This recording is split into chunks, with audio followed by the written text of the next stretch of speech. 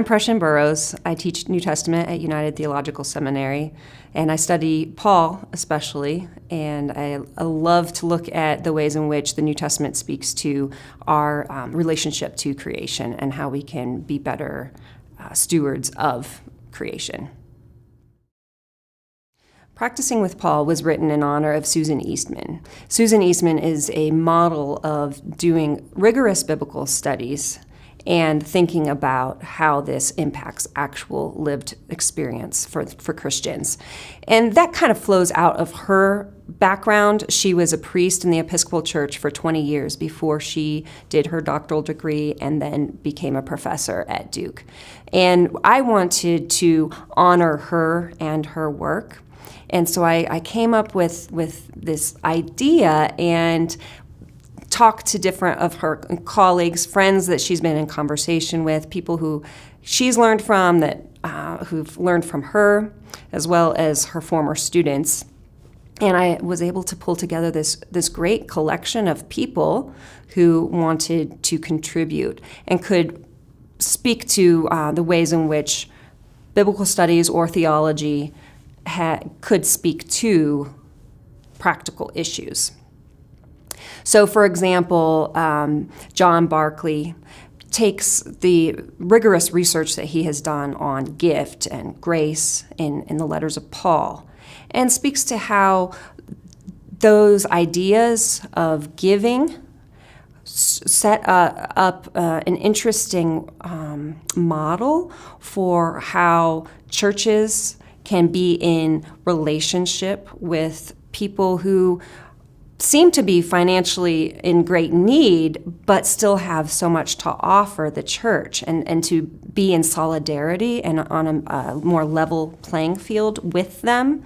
I have another wonderful contribution by Lisa Bowens that looks at the ways in which African American early thinkers and writers have used Paul's letters to resist the negative use of those letters of, slaves must submit to their masters, and worked against that to show, no, we need to liberate the slaves and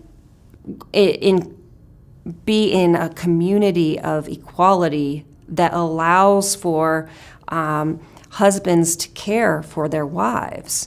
Beverly Gaventa wrote a wonderful chapter that discusses women's leadership and sort of gender as a whole in church leadership and church activity, and does this looking through lenses of the image of the body of Christ in Paul rather than the typical passages that are often studied in this for this issue. Another great piece is by Douglas Campbell. He thinks about the ways in which Paul's ideas of virtues and the letters that he's written point towards ways in which we can work for greater reconciliation and support those who are coming out of prison. There's a great chapter written by a former student of Susan, Mary Schmidt, and an African bishop who's in South Sudan. And they talk about the ways in which warring tribes overcame difficulties and conflict through reconciliation, and how Paul pushes us towards that work. So my own contribution in practicing with Paul is called Christ-like feasting. And it gets at the heart of what I've been up to in my academic career so far. And it in many ways, it's looking at the ways in which Paul sees salvation as much broader, much more inclusive and expansive than what the typical American Christian might think. We tend to think of salvation in very human-centered terms. But, to understand what the solution, what salvation is, it's helpful to understand what Paul thinks the problem is. And one of the ways in which he describes the problem of humanity is that we're enslaved to sin and death. That these are powers that are exercising a great deal of influence over our behaviors and the ways in which we relate to one another. And they're destructive influences. And that we need liberation from these powers, from sin, and from perhaps maybe the fear of death, but also death itself, because death can be used to control and manipulate others. So he sees, of course, Christ coming and liberating us. We participate with Christ, dying with him and being raised again. And this liberation sets us free from the domination of sin. God's work of salvation begins to work internally to remake us, to conform us to the image of his Son. And we're empowered by the presence of the Spirit to walk now in righteousness rather than sin and in new life. And in Romans 5:17, he has an interesting statement that we are to reign in life. And I see that as pointing towards supporting the lifefulness that God intends for the whole creation. Well, most of us just kind of stop at, well, God is saving us to be righteous and to live forever with God. And that is enough in itself. That's amazing. And of course, we usually identify those processes as justification, sanctification, and then resurrection and glorification. But Paul goes beyond this. He goes much farther. In Romans 8, he says creation too is longing for its own liberation, and God intends to liberate it.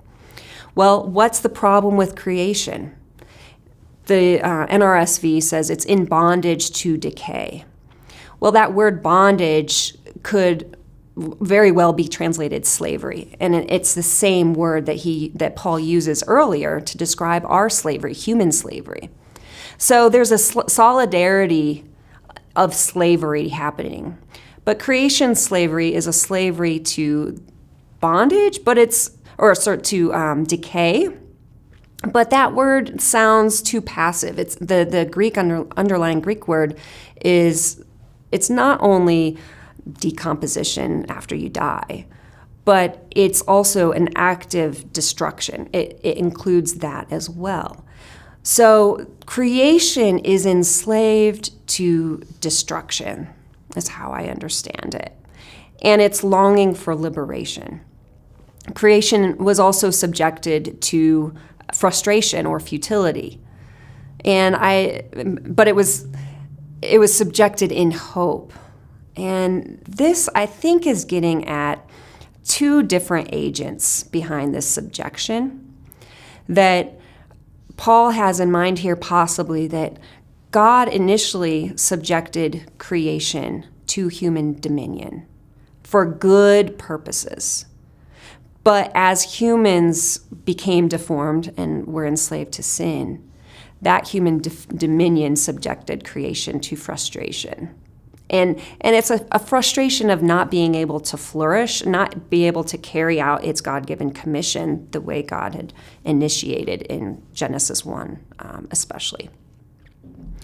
So I see this kind of as the problem for creation. Well, Paul indicates that the solution in 8:21 is that the creation itself will be liberated into the liberty of the glory of the children of God. Well, why mention the children of God there? Why do they need to be involved? Well, I see this as indicating this strong interconnection Paul sees between human well-being and creational well-being, and that these two go hand in hand. Their destinies intertwine. God created it to be holistic. And as humans themselves are liberated into glory and fully resurrected, they're resurrected, they're fully now living in righteousness. creation can now also experience its liberation. It's still waiting. Creation is still waiting.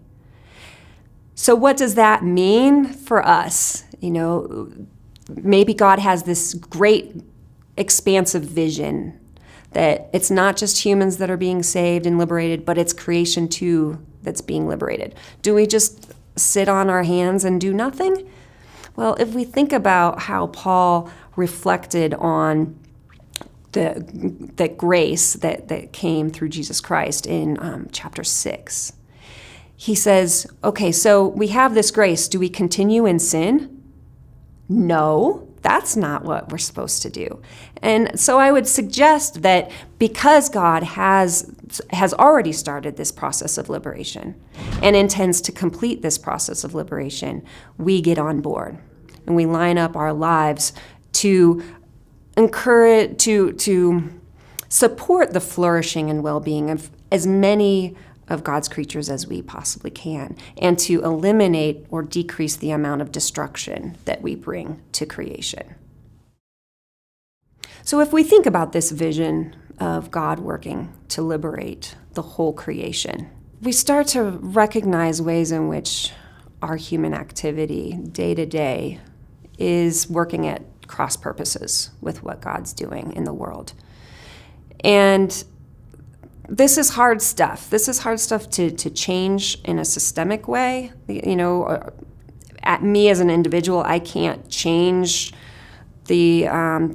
our dependence on fossil fuels as a whole just immediately. This is difficult work. But there are ways in which individuals and churches, communities can work towards a more sustainable, flourishing way of being with the world, with God's creation. So, decreasing our consumption of resources would be a big part. Our consumption of meat, the animals that are slaughtered to give us meat, they're creating methane, and that methane is going into the atmosphere and warming our climate, warming the globe, and creating problems for people in other places. I met a few weeks ago some folks from Zimbabwe, and they try to help the local farmers deal with the effects of global climate change, the drought that they see. I mean, these are realities that other people are facing, and Americans are pretty sheltered for the most part from these realities, or we've overcome them through other technologies.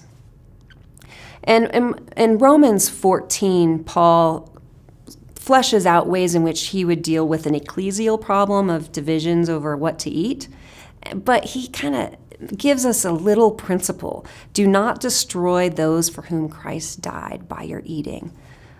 What if we took that seriously? What if we really thought about the way we produce food so that it's not destroying the health of the farm workers, so that it's not actually killing the soil biota, the organisms that live in the soil and that continue to make that soil healthy and produce more soil so that we can keep eating for generations and generations. These are big questions, and there's no simple answers, but we really, as a society, need to start thinking beyond ourselves. And to what Paul would suggest is exercise the self-restraint that Christ himself exercised. Christ did not please himself, but he became a servant. He gave himself for others. How are we as Christians doing that for God's creation and for God's children everywhere?